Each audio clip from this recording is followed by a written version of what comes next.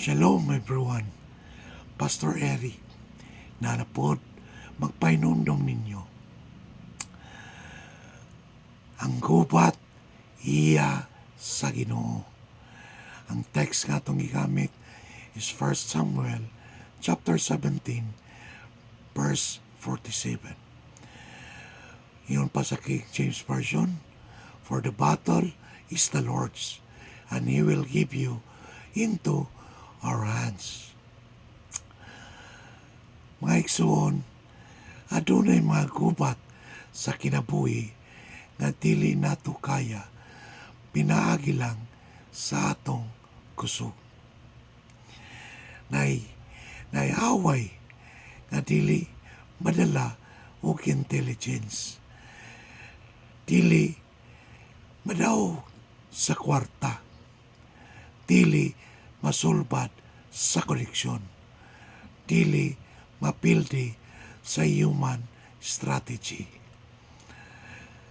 Naay mga ikayon nga makaingon ka, "Lord, kapoy na. Dili na nako kaya. Murag pildi nako. Murag mas dako ang problema kaysa nako." O tingali, mao ka na imong gibati karon. Nayuman diri, nakipag-away sa depression, nakipag-away sa sakit, nakipag-away sa financial struggles, nakipag-away sa family problems, nakipag-away sa hidden sin, nakipag-away sa fear of anxiety. Pero karong adlaw, gusto sa Dios nga mainumduman nimo kini. Ang gubat dili imo. Ang gubat iya sa Ginoo. Dili pasabot ka maglingkod na lang ta, no? O walay buhaton. Apan pasabot ang final victory wala nagsalig sa atong kusog, kundili sa gahom sa Dios. Ang mga gubat sa kinabuhi kasagaran mas dako kaysa nato. Sa 1 Samuel chapter 17 verse 4 kayon, "And there went out a champion out of the camp of the Philistines, named Goliath." Si Goliath, higante, warrior, experienced nga fighter, intimidating, terrifying. Humanly speaking, wala gyud chance si David. The situation, si David, batanon, shepherd boy, walay armor, walay military training. Kumpara kay Goliath, armado, kusgan, seasoned warrior. Tanawon nimo, murag unfair, di ba? No? Maupod sa ato karon, no, na yung mga problema nga murag yun og Goliath. Utang nga din ako, sakit nga dukay na uman, anak nga rebelde, relasyon nga naguba, addiction nga lisod biyahan. Kada buntag, murag gihagit ta, no? Murag gihagit ka sa problema. No, ingnon, pildi na ka. Sa 1 Samuel 17, verse 11, nagingon, when Saul, no, si Saul, and all Israel heard those words of the Philistine, they were dismayed and greatly afraid. Ang tibok Israel nahadlok. Igsoon, bisan magtotoo mahadlok usahay. Ako man, no? Nagyo ng kahadlok. Faith does not mean wala kay kahadlokan. Faith means mutuog yapon ka bisan nahadlok ka. Si David nakakita sa gubat lahi sa tanan. No? Sa 1 Samuel 17, no?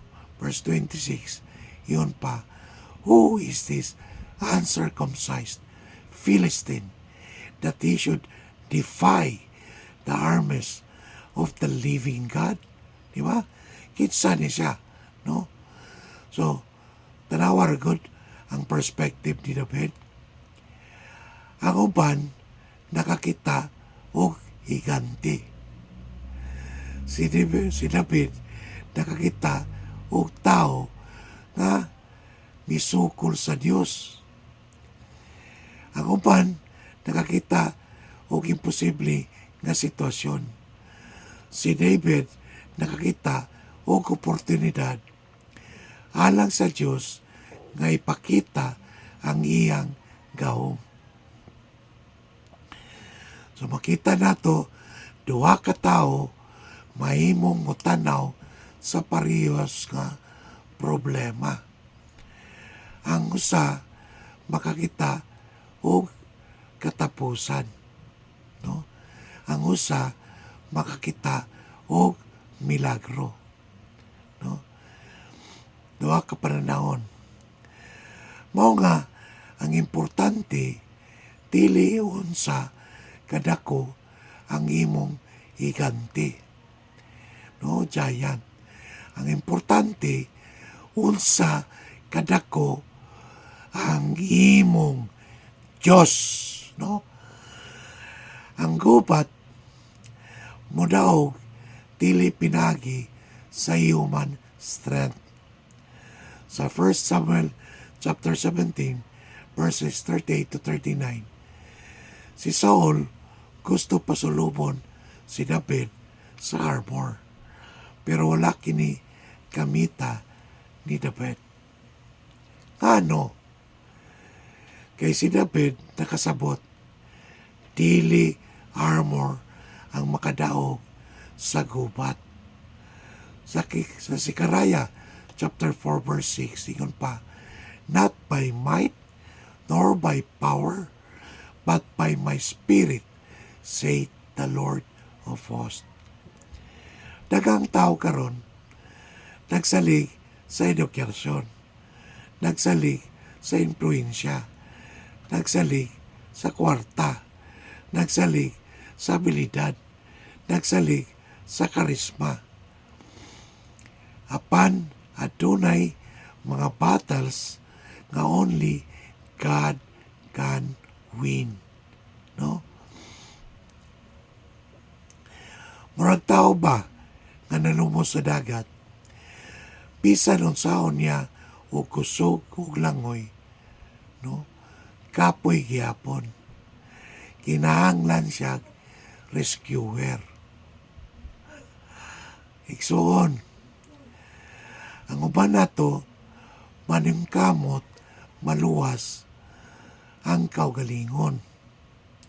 Sa nga pagi, pinaagi sa reliyon, pinaagi sa ming buhat, pinaagi sa moralidad o human effort. Pero adunay problema ang sala dili kaya sa human effort. Kinahanglan nato og manluluwas. Sama to rescuer ba? No? Si David nagsalig sa Ginoo, dili sa iyang kaugalingon. Sa 1 Samuel chapter 17 verse 45, yun pa, I come to thee in the name of the Lord of hosts, wala nagingon si David, tanawa akong skills. Wala siya mingon, kusgan ko. No? Ang iyang kumpiyansa naa sa Ginoo. Amen ba? No? Gani sa Psalms chapter 20 verse 7 ingon pa, some trust in chariots and some in horses, but we will remember the name of the Lord our God. No? Mao kini bagong mao ni bugat nga kamaturan. Kung ang imong pagsali nasa kwarta, nasa trabaho, nasa tao, nasa gobyerno, o kaugalingong abilidad, no? Manismaya yun ka someday. Pero, kung ang imong pagsali naa sa Ginoo, dili kanya pasagdan. Ang bata nga naglakaw uban sa iyang amahan, sangit-ngit nga dalan, dili gyud madlok. Nga naman, dili tungod kusga ng bata, kundi tungod kabalo siya kinsa iyang kauban. Igsoon, dili nato kaya ang kinabuhi nga kita lang. No?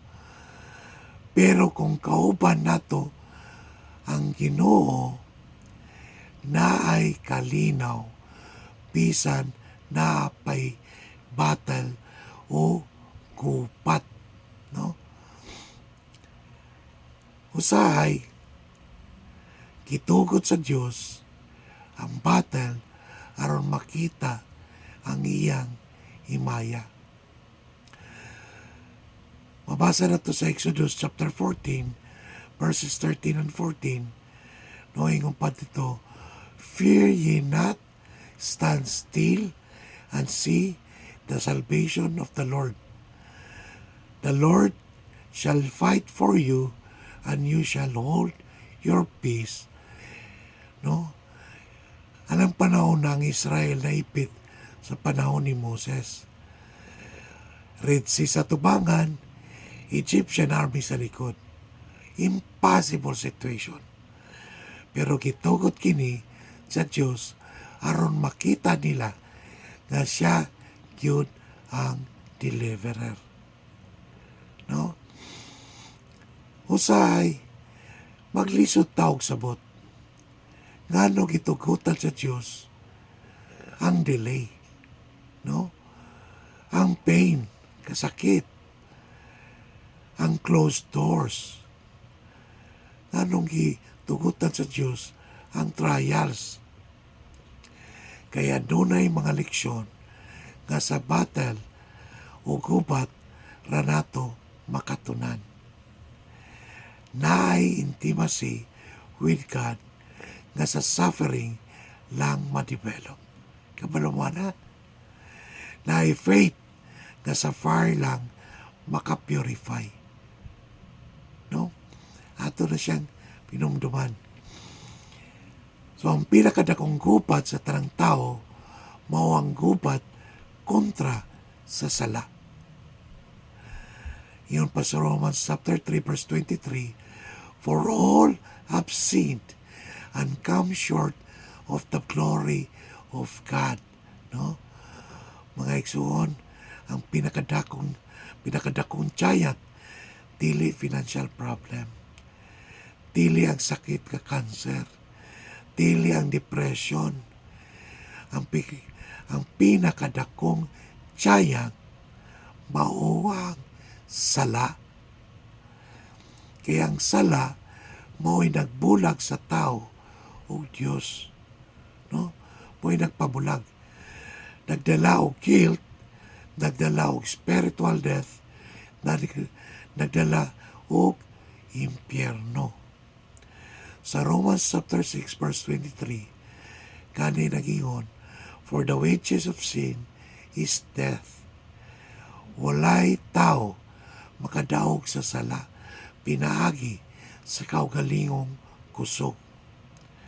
Monang dagang tao, sige balik sa bisyo. Sige balik sa imoralidad. Sige balik sa kasuko. Sige balik sa garbo. Kaya ang flesh o unod powerless against sin without Christ. No? Kung wala si Kristo. Si Jesus ang nagdaog sa battle nga dili nato kaya. Sa Colossians chapter 2 verses 14 to 15, no? Nagingon pa, blotting out the handwriting of ordinances that was against us, and having spoiled principalities and powers, he made a show of them openly, triumphing over them in it. No? Sa krus, murag si Jesus ang napildi. Kibunalan, kibiyay-biyayan, kilansang, pero sa tinuod, dito sa krus, niya gidaog ang sala, ang kamatayon, ang impyerno, ug si Satanas.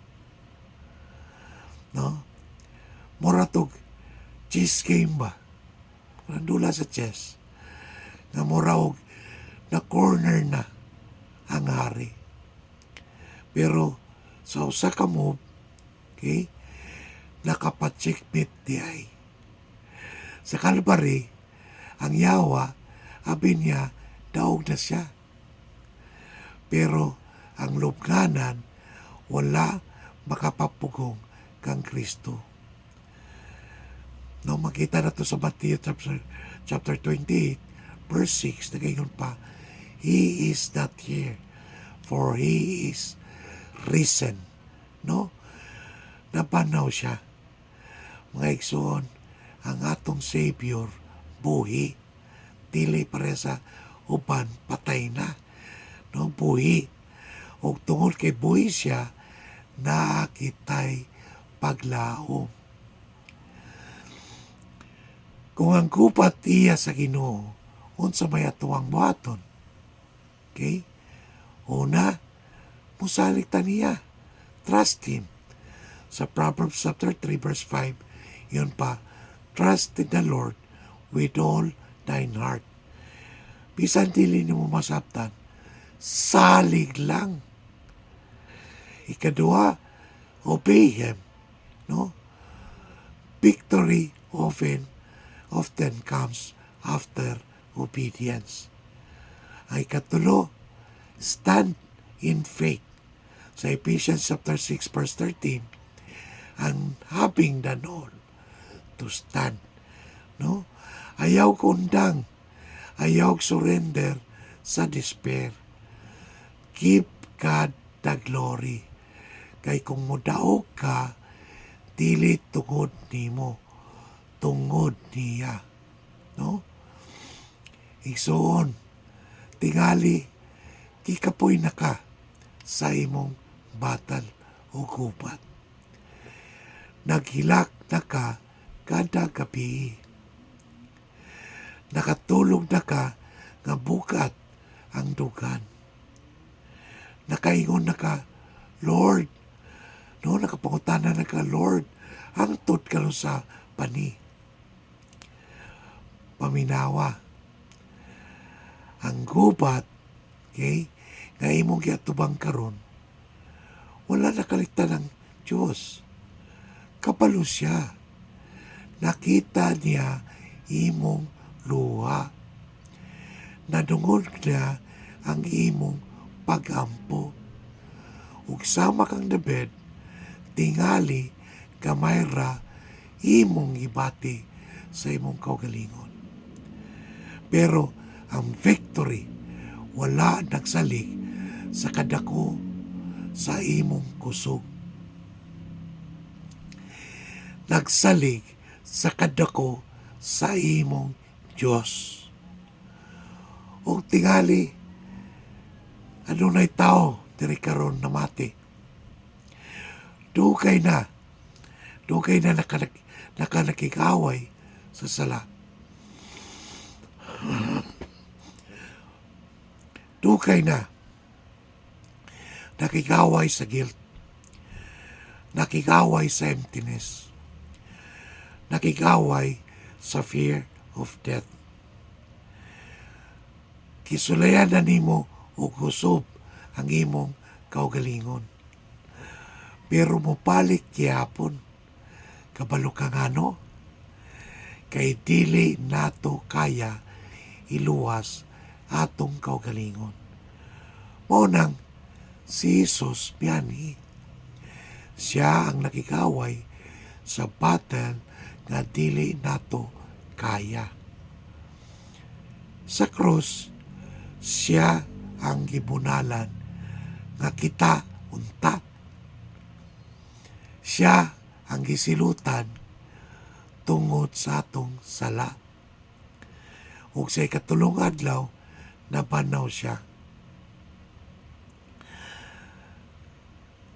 Karong adlaw, dili lang ka gitawag sa Dios aron ma-encourage. Gitawag kaniya aron maluwas.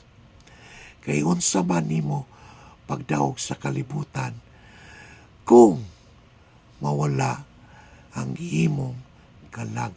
Di ba?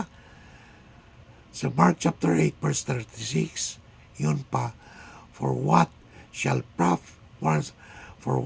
it profit a man if he shall gain the whole world and lose his own soul? No? Igsoon, ang greatest battle dili against Goliath. Ang greatest battle mao ang destiny sa imong kalag. O si Jesus lang ang makaluwas. Ayaw salig sa reliyon. Ayaw salig sa imong pagkamayo. Ayaw salig sa church attendance. Ayaw salig sa self-effort. Salig lang kang Kristo. Karong adlaw, isurrender ang imong kinabuhi dito sa Ginoo. O basin mao pa kini ang prayer karon sa imong kasing-kasing. Lord Jesus, kapoy na ko sa akong gubat to battles.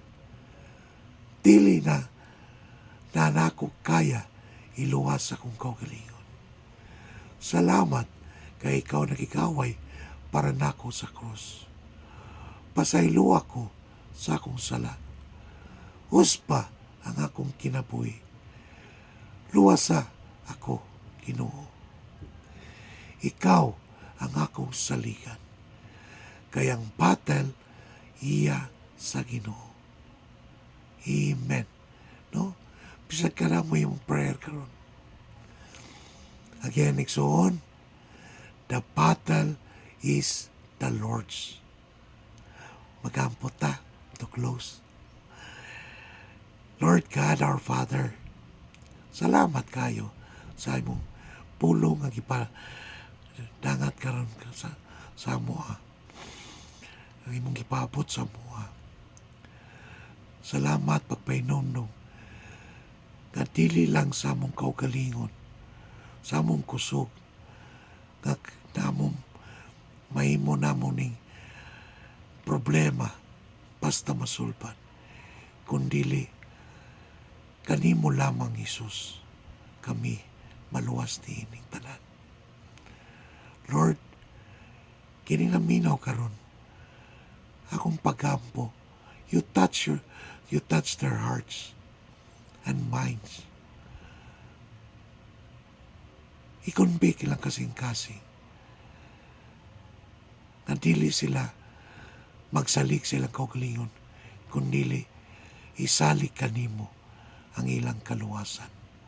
Unsa man ilang problema karon, ikaw magatagpo og magpanalangin ini.